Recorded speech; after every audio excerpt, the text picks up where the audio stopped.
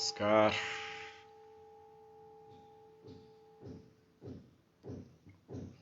Talvez tenha aqui de fundo. Namaskar, Carmen, bem-vinda.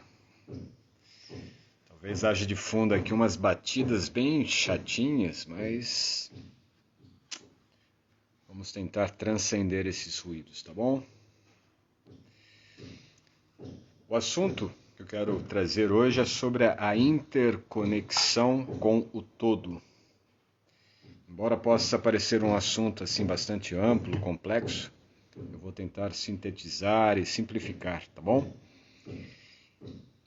Basicamente, eu percebo isto, né, quando eu estou praticando, e hoje durante a prática com alguns alunos, ali na parte de pós-relaxamento, no finalzinho, que entramos em alguns minutos de meditação, 5 minutos de meditação, me veio assim claro essa percepção. Bem-vinda, Maria Clara.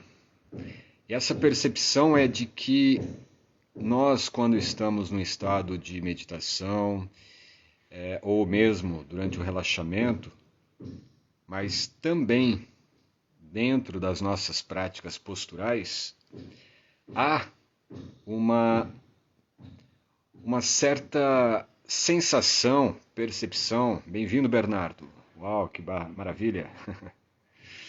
Uma percepção, né, de um estado que parece ser dual. Né? Quando nós temos uma percepção de algo que está dentro de nós e de algo que está fora de nós. Isso, para a maior parte das pessoas, talvez já tenha sido um ponto de percepção, né? Você percebe que tem alguma coisa.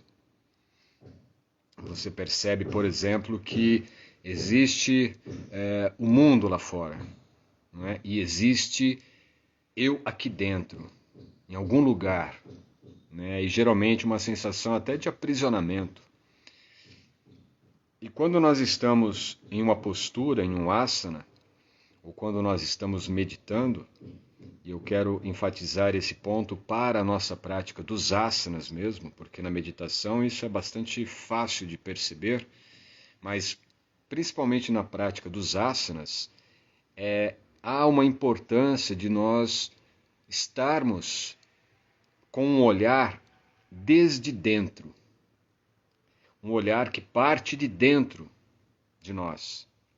Geralmente ocorre que nós vamos para uma prática de asana, ou mesmo da meditação, vou falar aqui de um modo geral, a ideia de que nós vamos fazer um processo de introspecção, voltar para dentro, né? Ou olhar para dentro de si. Isso é um movimento básico, né? Olhar para dentro de si. E quando nós fazemos esse movimento de olhar para dentro, há uma sensação de que então existem dois parâmetros, ou duas realidades, uma realidade fora e uma realidade dentro. E que você está vindo de fora para dentro, trazendo de fora todo o ambiente, todas as situações externas, todas as preocupações, não é? De repente os ruídos que estão fora, certo? As condições que estão sendo colocadas de fora para você. Bem-vinda, Rosiana. E todas essas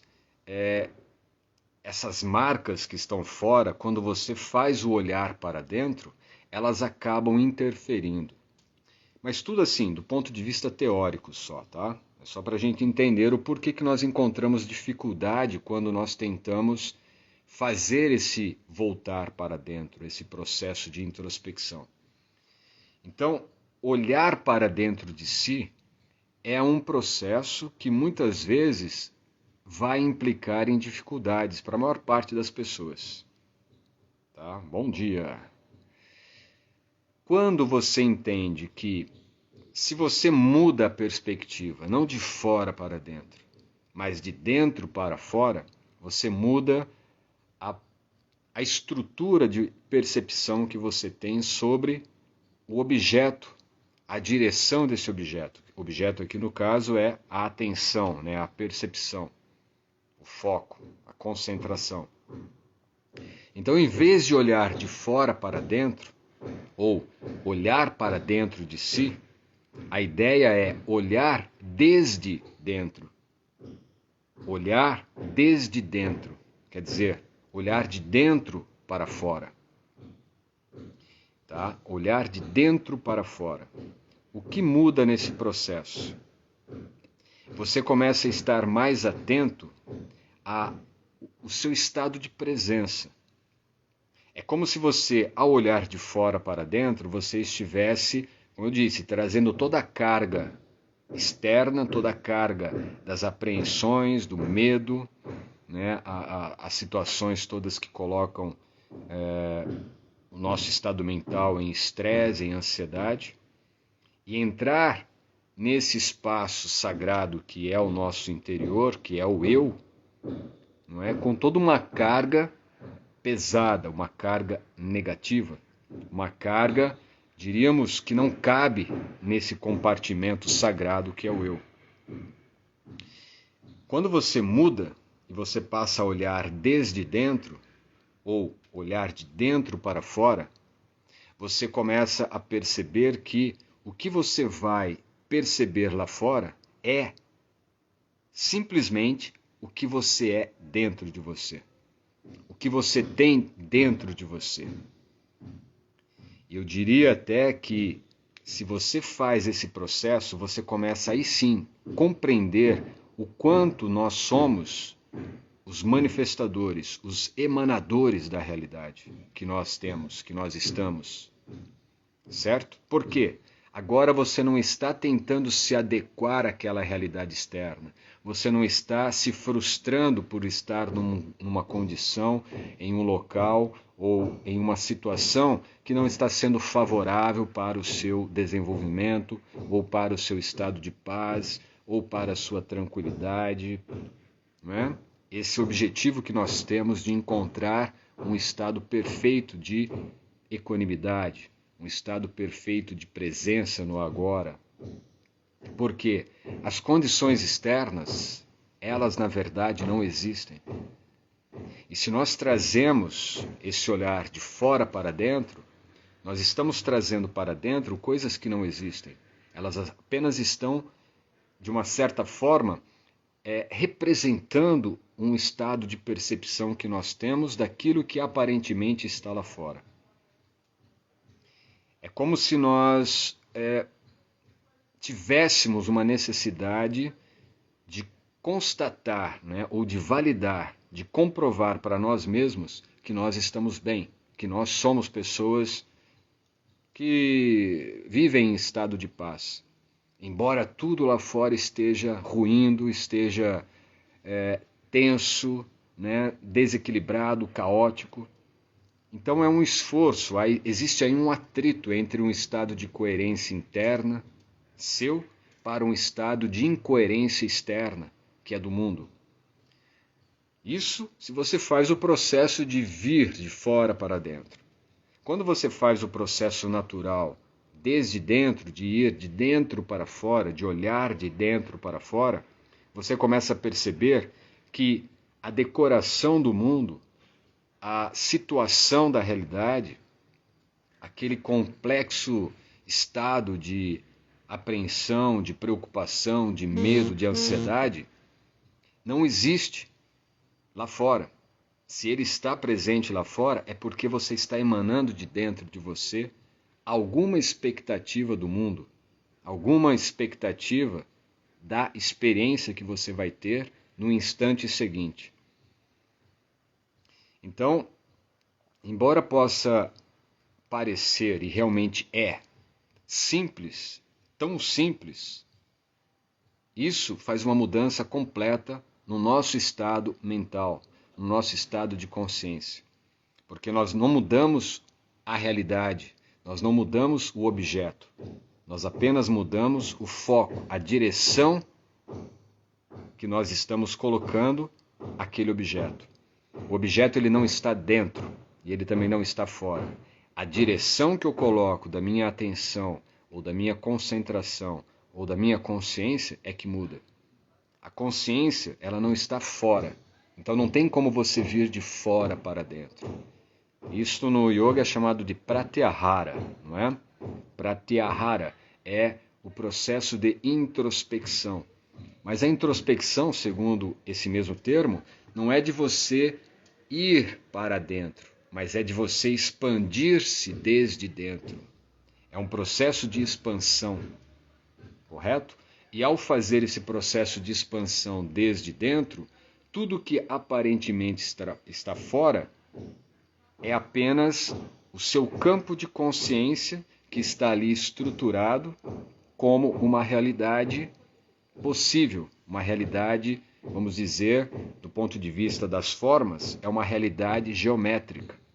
Então você olha para os móveis, ou olha para a sala onde você está, ou se você olha para a natureza e vê as árvores, vê as montanhas, ou vê o mar, tudo aquilo são ondas, certo? Se você está no mar, ondas, né, de água, mas também são ondas de energia. Se você olha para uma árvore, existem ali ondas de energia que estão se solidificando, se constituindo em uma estrutura formal que é uma geometria. É uma ordem, uma organização no espaço a partir da nossa consciência. Significa que aquela realidade que nós estamos vendo lá fora, ela não existe como ela parece ser. Certo? Por exemplo, você pode estar numa situação interna super agradável com você mesmo, né? Você está em um estado de agradabilidade com você.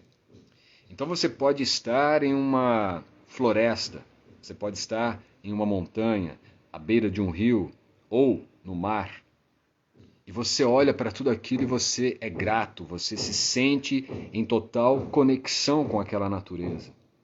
Ou você pode estar em uma situação diferente, você pode estar bem, agradável com você e estar em meio a uma multidão de pessoas, né, no centro de uma grande cidade.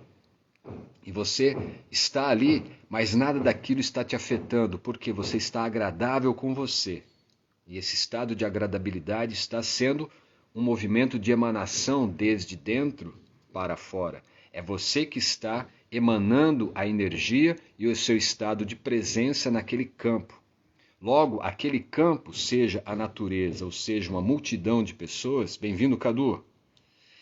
Não importa, você está emanando a sua energia, a sua vibração, a sua frequência para este campo. E aí toda a decoração deste campo vai ser de acordo com a sua emanação. Agora, quando você não está nessa condição e você está ao contrário, num estado de recepção do campo, e você está apenas absorvendo esse campo, dependendo da condição ou do local, você vai absorver o que aquele campo está emanando para você. Se você está na natureza, possivelmente você vai receber, não é? Você vai entrar no estado de introspecção, indo para dentro de você com toda esta carga de energia em unidade da natureza. Então, teria aí uma vantagem muito favorável. Agora, se você está nesse estado de introspecção, de voltar-se de fora para dentro, em meio à multidão, você vai carregar para dentro toda aquela vibração, não é? Todos aqueles dramas que cada consciência está experienciando no seu próprio campo. Então, o processo de introspecção, o processo de experiência da realidade, não é? Quando nós estamos em um asana ou quando nós estamos em um estado meditativo, não deve ser de tentar encontrar algum refúgio fora de nós ou de tentar estar pronto para receber a vinda de algo para você. Mas não, é o processo inverso, é um processo de dentro, é o que você está emanando. O processo de introspecção é, portanto, um processo de emanação desde dentro de você para o mundo, para o universo. E aí entra o tema desta conversa, não é? Interconexão com o todo.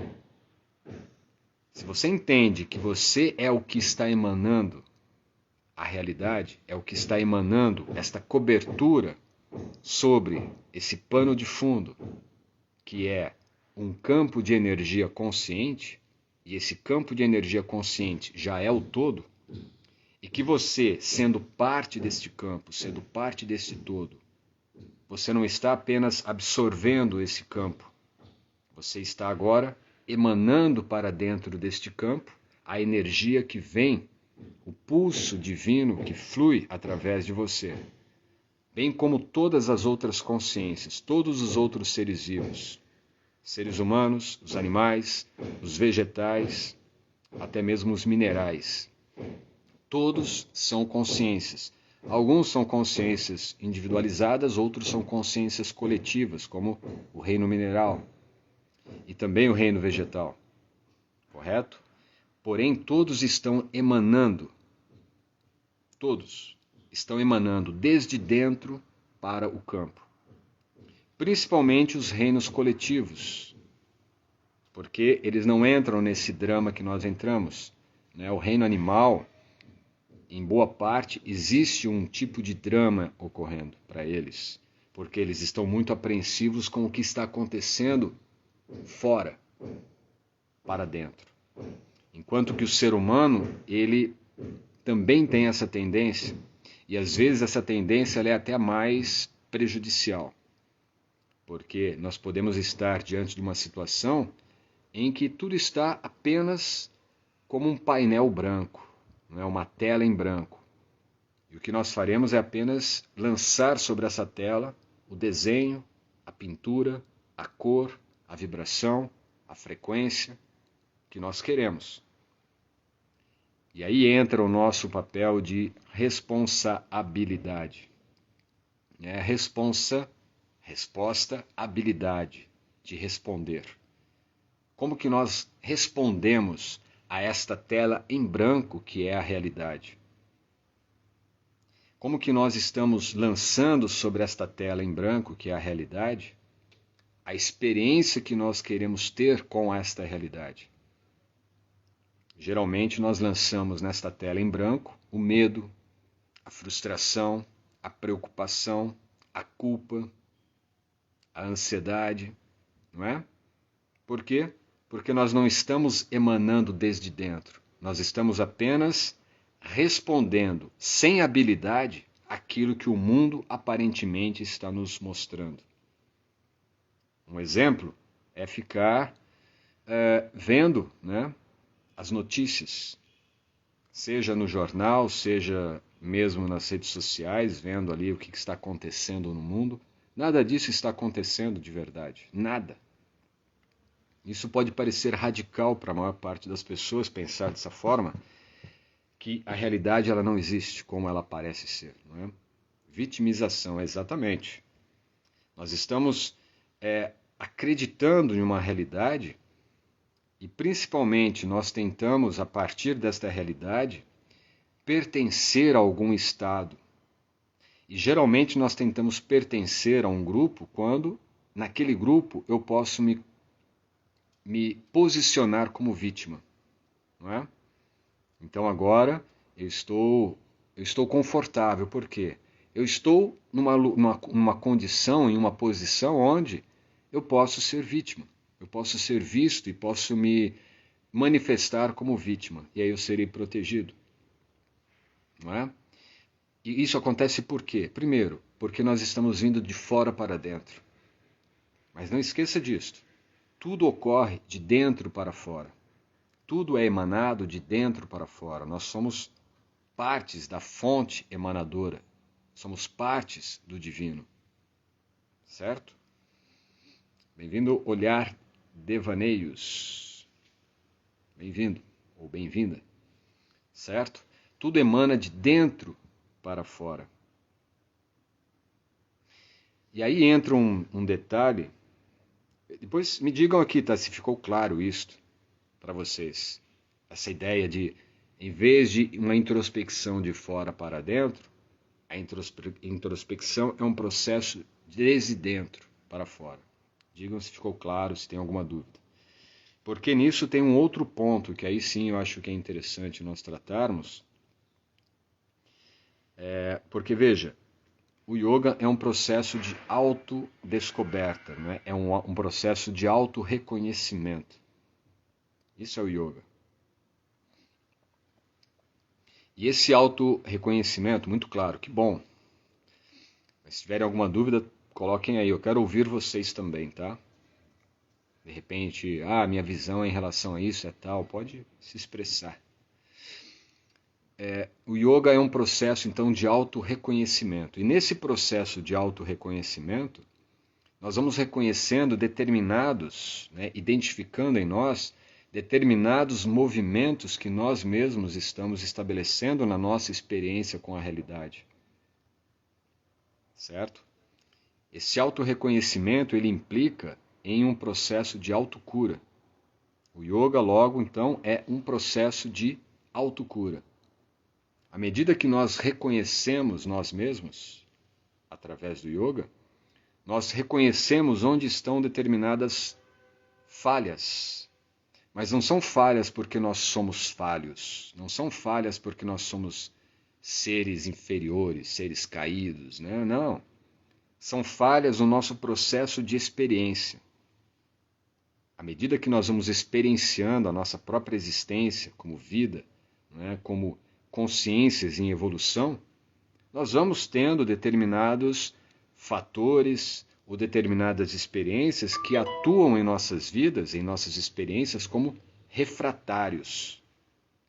Então você vai ter uma experiência em determinado momento que irá refratar a sua energia. E aquela refração, ela é apenas como um reflexo. Sabe quando você está andando em algum local e você passa desapercebidamente, bate aquele reflexo enorme do sol, né? Aquela luz forte, você sente que...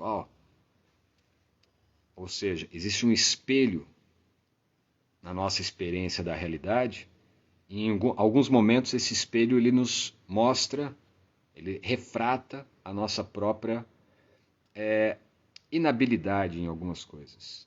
Não é falha, é apenas uma ausência de habilidade para responder àquele estado, àquela situação, àquela experiência.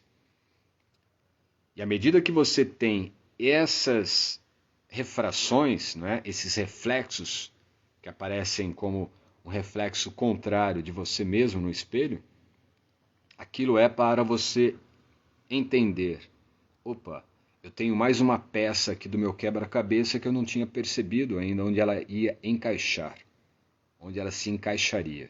E agora você pega esta peça e coloca ela no devido lugar. Então você expande a sua consciência na experiência. Logo, a expansão ela não é para dentro e ela também não é para fora, porque não existe nesse ponto dentro e fora. Só existe consciência. E a consciência ela se expande, ela ganha mais espaço, ela ganha mais amplitude. E quando nós ganhamos mais amplitude, uma maior área de consciência, um maior campo de consciência, esse campo de consciência em que você avança, em que você evolui, virão ali novos desafios, novos elementos que na sua experiência atuarão como uma refração de você mesmo. E aí pode vir como uma pessoa que vem para aparentemente te prejudicar, ou uma situação que vem para te trazer um determinado conflito interior, até uma doença, Mas tudo isso não são questões kármicas, não existe karma nesta perspectiva. O karma é justamente esse movimento todo de autoaprimoramento, de autorreconhecimento, de autodesenvolvimento evolutivo da consciência. Tá bom? Aqui o Bernardo. A respiração é o instrumento adequado para guiar esse olhar de dentro para fora? Você poderia falar um pouco sobre essa relação? Totalmente, hein, Bernardo? A respiração ela é o veículo para isso. Tá? Quando nós pensamos naquilo que está no Kybalion, por exemplo, e que é hoje muito assim falado, e que nós temos que entender que ele é apenas uma codificação simbólica desta estrutura de realidade tridimensional. Assim como, por exemplo, é dito, como dentro, também fora, como acima, embaixo. Tudo é mente. E nós não podemos esquecer que tudo isto é a descrição codificada da realidade tridimensional, de uma realidade, como eu falei, que está como um quadro branco. E como que eu estou desenhando a minha experiência nesse quadro branco, correto? Então, não existe fora, não existe dentro. O que nos dá essa percepção de fora e dentro? O que nos dá, na nossa experiência, uma percepção de que existe alguma coisa fora e existe alguma coisa dentro. Por incrível que pareça, essa experiência é a própria respiração. É através da respiração que nós temos na mente uma codificação. A nossa mente codifica que nós temos um estado externo e um estado interno de consciência. Mas o que dá à mente esta percepção é a respiração. Então a respiração, ela é, sem dúvida alguma, esta ponte que irá conectar aquilo que aparentemente está fora com aquilo que aparentemente está dentro, na consciência. É como se a nossa consciência tivesse, então, duas polaridades, dois complementos, ou duas instâncias binárias, tá? O dentro e o fora. Tudo é polar, tudo é binário, correto? Então você tem um movimento de inalação e você tem um movimento de exalação. Quando nós inalamos, quando nós fazemos a inalação, nós estamos fazendo um movimento de expansão interna. Quando nós fazemos o movimento da exalação, nós estamos fazendo um movimento de expansão externa. Então você inala e exala. Inala, exala. Para a mente, ela não vê a respiração como um movimento contínuo de expandir e atrair. Expandir e atrair, certo? Ela não vê dessa forma. A mente vê como algo fora e algo dentro. Algo fora e algo dentro. Mas na verdade é totalmente um movimento contínuo, não é? Yin e Yang, certo? Positivo, negativo, masculino, feminino, Radha, Krishna. Tudo é esse movimento, expansão e absorção, expansão e atração. É um movimento. Então, esse movimento respiratório, quando nós estamos posicionados, eu falei da meditação, dos asanas, que é quando você pode trabalhar esse estado de presença e a emanação da realidade desde dentro. Porém, para que isso possa ser efetivado, entra, e a sua pergunta aí é perfeita para isto, a respiração. Quando nós estamos presentes na respiração, nós estamos presentes para a meditação. Nós estamos presentes para o asana, para a postura. Correto? Por quê? Quando você está no estado meditativo, e quando esse estado meditativo ele está sendo executado, por exemplo, em uma postura, vamos pensar numa postura meditativa, a própria postura Siddhasana, né, ou Sukhasana mesmo, e você está em estado meditativo, você traz a sua mente para esse estado de presença através da respiração. Então você vai fazer o seguinte, você vai inalar,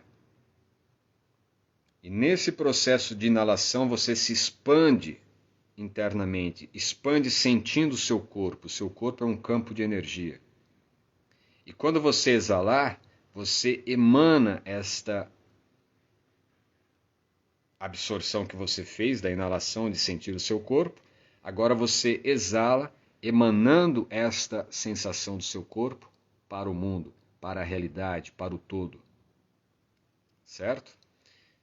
Nisto você está fazendo, então, a dissolução desta parede, a dissolução desse muro aparentemente existente do mundo interno e o mundo externo.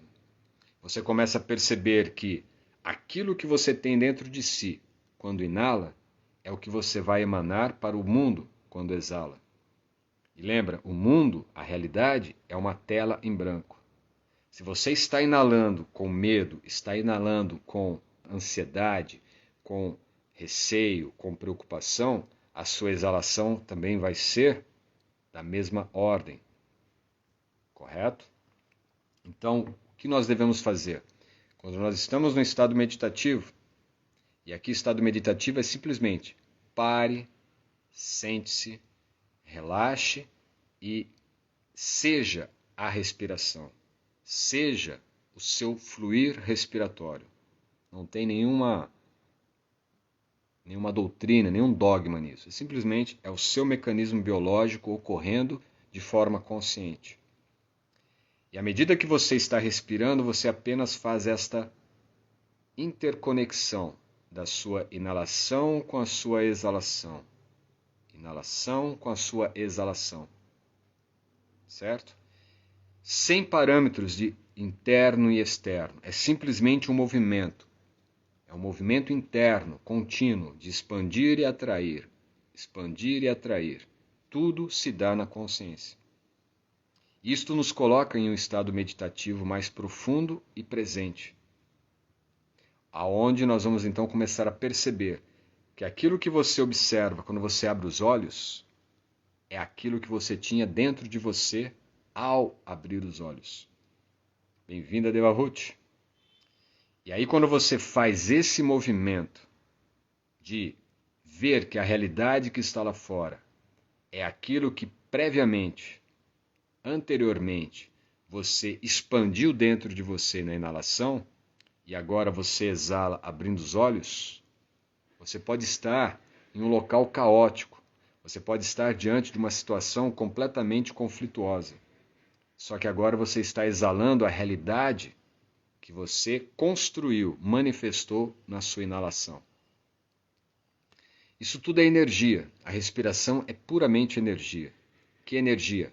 Prana. O que é o prana? O prana é um estado funcional da consciência. Prana, a energia vital, é um estado funcional da consciência. Por isso que o prana é trabalhado. Bem-vindo, Fred. Por isso que o prana é trabalhado em diferentes tradições, desde as tradições xamânicas, nas tradições taoístas, budistas, né, nas tradições das mais variadas, não é apenas visto no yoga, na tradição da medicina chinesa, porque esta energia prânica é energia consciente. Se nós respiramos inconscientemente, essa energia ela está conscientemente em nosso estado de inconsciência.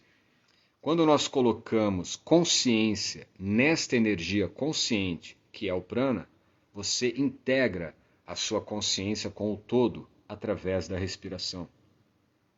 É por isso que as técnicas meditativas que usam mantras, né?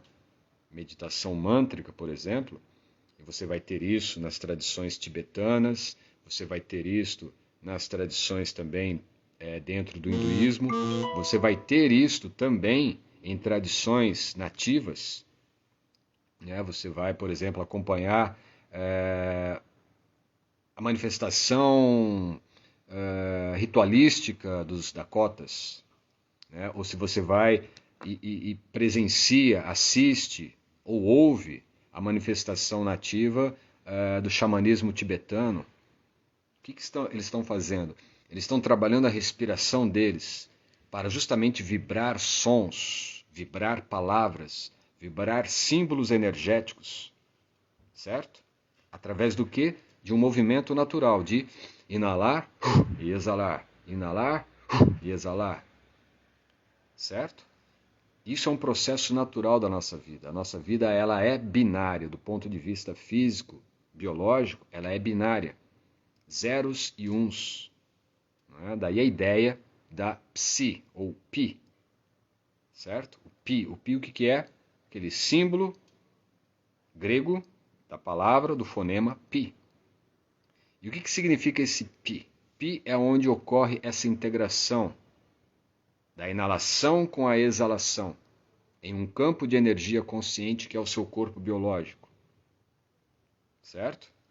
Quando você realiza essa atividade respiratória consciente, que é o que você és, pi, nós estamos no verdadeiro ritual da vida, espiritual. Espiritual. E o que ocorre nesse momento? Nós estamos em um ritual puro da vida, em um ritual integrado com a vida, em um ritual de interconexão com o todo. E nesse ponto você detalha de modo muito claro, porque agora esse fluxo ele não está vindo de fora para dentro, você não está apenas passivamente recebendo tudo o que está ocorrendo. Eu estou aqui humilde e rendido ao que o universo me trouxer. De repente ele vai te trazer um meteorito. Tamires, bem-vinda.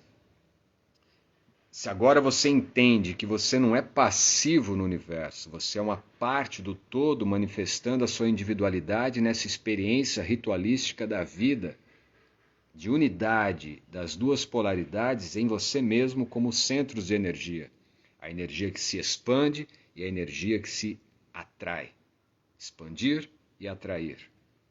E não há fora, não há dentro. Há apenas esse movimento contínuo. Então isso é o conceito de espiritual. Um conceito prático.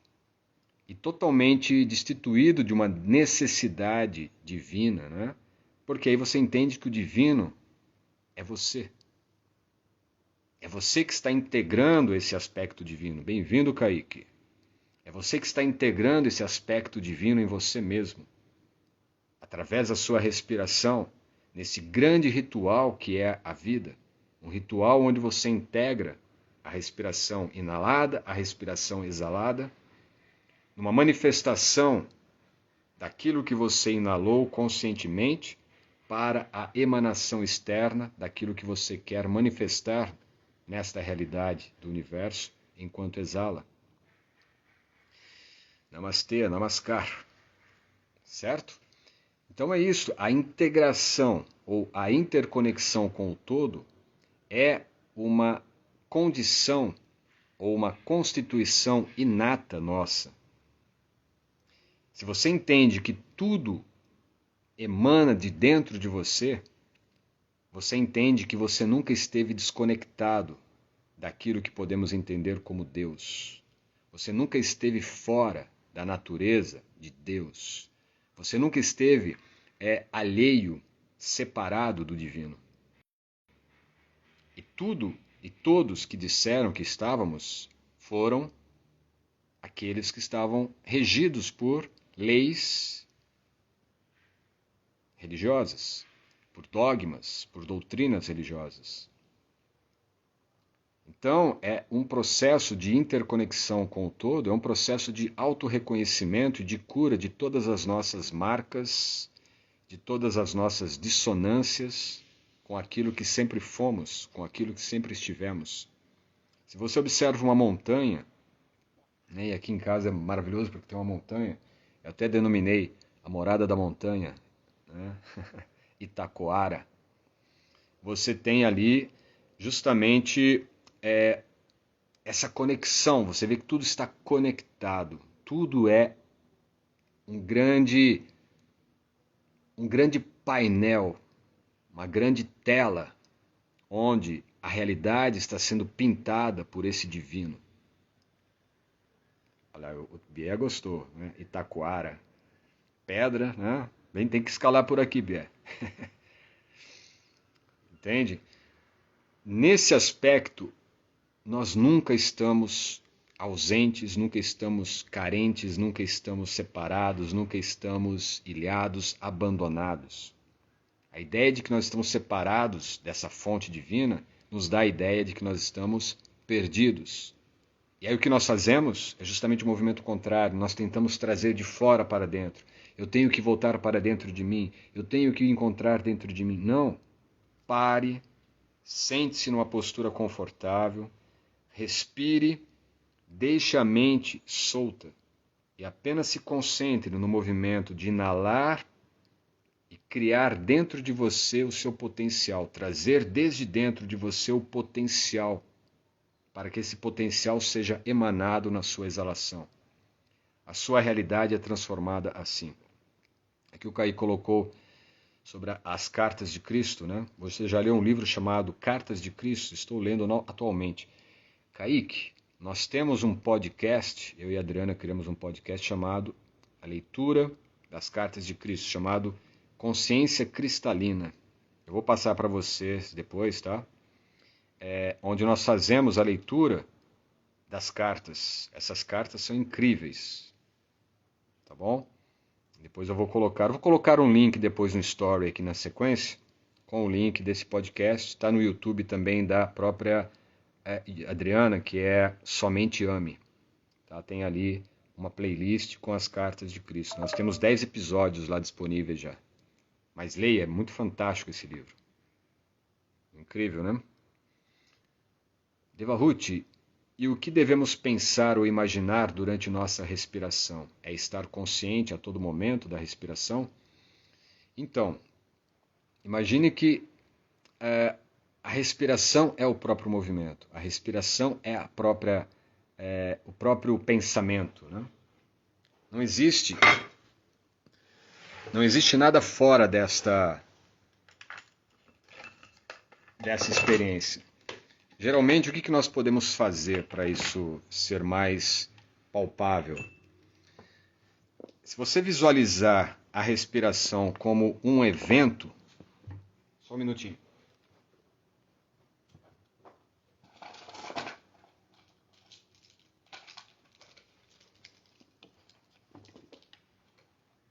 Se você visualizar a respiração como um evento que está ocorrendo em você mesmo, um evento que está ocorrendo em sua consciência, no sentido de que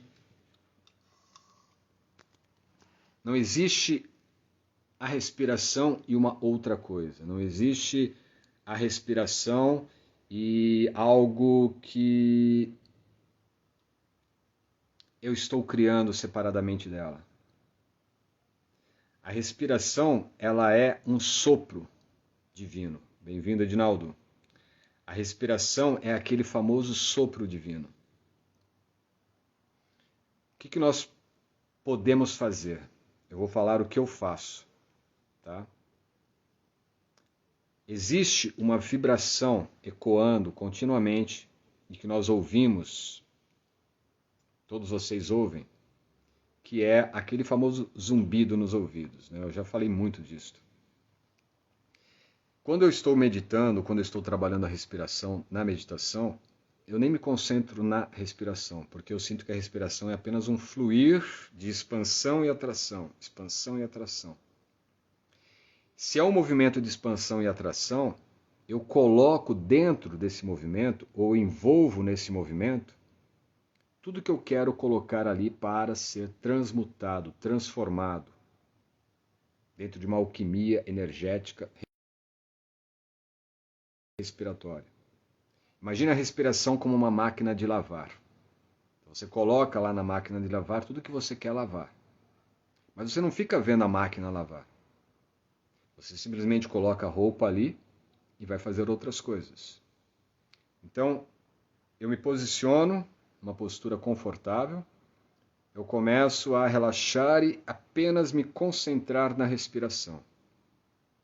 Enquanto eu estou concentrado na respiração, é esse momento em que eu estou colocando a roupa na máquina para lavar. Estou colocando a minha energia de concentração, que também é consciência, naquele movimento de inalar expansão, exalar atração. Inalar expansão, exalar atração. Certo? Inalação e exalação. A partir desse momento, quando eu senti que eu entrei nesse fluxo, eu passo para o terceiro estágio meditativo. A máquina já está lavando a roupa. O que eu faço agora? Eu me concentro apenas no Nada Shabda Brahma, que é esse som que a maior parte das pessoas tem hoje, e é chamado, popularmente e clinicamente como zumbido nos ouvidos. Aí as pessoas vão para o médico, estou com zumbido nos ouvidos. Será que é labirintite? Será que é algum mal de Parkinson, né? Ou alguma outra coisa tal, qual? E não é nada disso. Mas aí é outro assunto, a gente pode fazer uma outra live sobre essa questão do Nada Shabda Brahma, tá? Que é o que vai dar o fundamento de Nada Yoga, a prática de Nada Yoga, que é uma prática meditativa do yoga, que foi utilizado por antigos rishis, dentre eles Markandeya Rishi, está lá nos Puranas, e você tem inclusive o Markandeya Purana, onde a prática basicamente é de se concentrar nesse som. Então, quando você se concentra nesse som, você está deixando a máquina lavar a roupa, ou a sua respiração ocorrer de forma consciente. E você está nesse som, que esse som, na verdade, é o que está unificando todas as outras consciências e todos os outros reinos. Dentro de nós, esse som está ecoando e a gente está ouvindo ali como um zumbido. Eu chamo ele de sonido. Mas esse som que você está ouvindo é o mesmo som que está vibrando em todas as outras consciências manifestas e vivas. Minérios, vegetais, os animais, tudo. Entende? Você entra nessa sintonia com o todo através de um som que é a energia da consciência do todo vibrando em você como uma unidade individualizada. Esse mesmo som está vibrando nas pedras, mas nós não ouvimos o que o outro está vibrando, só conseguimos ouvir em nós. E isso que nós ouvimos em nós, muitas vezes nós negligenciamos, mas é ali que está a chave de transmutação de tudo. A mudança da realidade, a mudança sobre aquilo em que nós estávamos, para onde nós queremos estar, aquilo que nós éramos, para aquilo que nós queremos ser, está aí nesse som, certo? Esse som é o que está vibrando em tudo. Esse som é a base do próprio mantra Om. E, consequentemente, a base de qualquer outro mantra. Por isso, esse som, sendo o som primordial, os vedantistas, né, os seguidores de preceitos e códigos védicos, vão chamar o Om. E no yoga, geralmente se conhece como o Om, o som primordial. Mas o Om é uma primeira versificação, nem versificação, mas é a primeira articulação sonora para uma nota, para um timbre do som primordial. Antes do timbre de Aum, já existe um som vibrando antes. Esse som é o nada. Né? Gramaticalmente, nada significa o som do todo vazio. É o som universal. Que o vazio não significa ausência, significa o preenchimento total e completo do todo. Enfim, é bastante teórico isto. A gente tem que ir para a experiência, correto? Mas só para dar um exemplo dessa ideia, né, para vocês verem que isso não é algo moderno, contemporâneo, nem algo que eu estou criando, porque isso na verdade já existe há milhares de anos. Os antigos rishis, antes dos Vedas, já utilizavam este som para entrar em estados de transe e até mesmo para manifestar o seu Merkaba, né, ou o seu Siddhadeha, seu corpo de luz. Eles utilizavam essas técnicas, mas também elas estão sendo, revitalizadas ou redescobertas em tradições nativas. Os povos nativos utilizam um estado de transe, não todos, mas boa parte deles, dentre eles os povos nativos do Tibete, da tradição Bon, mas também muitas nações e muitos povos nativos das Américas, desde o norte até a América do Sul, utilizam a entrada nesse estado de Nada Shabda, com outros nomes naturalmente, tá? Mas só para ter uma ideia de algo recente. Um cientista, um pesquisador, resolveu colocar eletrodos em galhos e folhas de uma árvore. E colocou aqueles eletrodos em um amperímetro, certo? Esse amperímetro, o que ele fez? Ele encontrou energia elétrica na árvore. E aí o que aconteceu? Ele pegou, não sei se foi ele ou foi alguém da equipe que trabalhava também com música, pegou essa amperagem, né, fez uma outra conexão desse som, dessa energia, e colocou essa amperagem elétrica em um amplificador sintetizado, em um sintetizador de frequência. E aí começou a gerar som, música. A amperagem, né, a energia elétrica que estava vindo da árvore, daqueles vegetais, era justamente na mesma frequência desse som que você ouve como um sonido ou como um zumbido. Então esse som que você ouve é uma corrente elétrica, né? É a energia da sua consciência que está te dando esse estabelecimento no estado de presença. E assim como você está presente aqui, as árvores, o céu, o sol, a lua, os planetas, os rios, todos os seres, todos os humanos estão tendo essa mesma frequência de vibração em sua consciência, em seu corpo, em sua biologia. Então isso muda muitas coisas, tá? Mas depois nós podemos fazer uma conversa sobre isso. Caí, mas voltei. Néctar mesmo, Jaya. Super curiosa para conseguir fazer esse elo com o que desejo me tornar e o som Nada Yoga.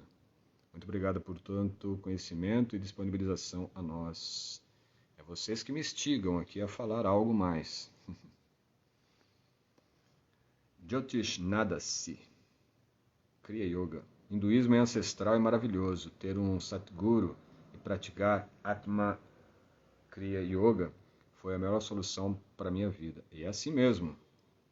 Né? Cada um tem, diríamos, o eixo de frequência, né? O eixo de conexão para isso. Né? Só um minutinho aqui que tem alguém me ligando. Deixa eu ver se eu consigo resolver isto. Porque assim, tudo é frequência, tudo é vibração dentro de um campo grande de energia consciente. Nós somos campos de energia, campos de consciência.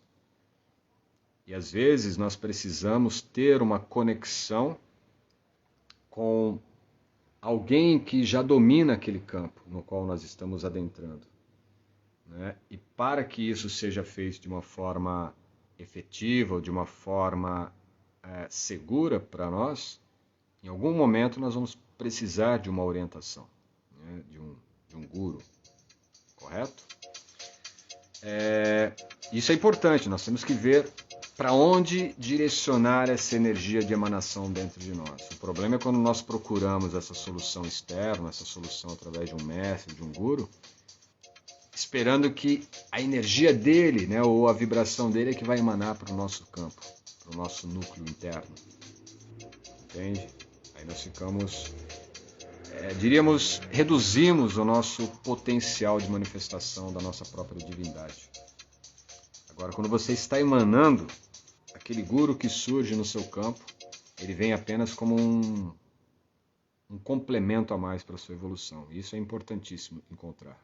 Então, parabéns, tá? Sempre tão bom te ouvir, mestre, gratidão. Eu que agradeço, e mestres somos todos nós, vocês são mestres. Carmen também é mestra em yoga. Então eu agradeço muito a presença de vocês, tá? Se não tiverem mais nenhuma dúvida. Isso, exatamente. Temos que ir ao nosso self. Exatamente isso, Jyotish. É isso mesmo.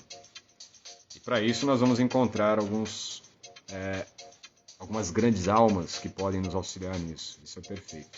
Tá bom? Então, gratidão por todos, pela presença, e deixem aí os comentários, dúvidas para quem for assistir. Tá? O vídeo vai ficar disponível aí no Instagram. Depois eu levo para o YouTube também. Gratidão. Namaskar.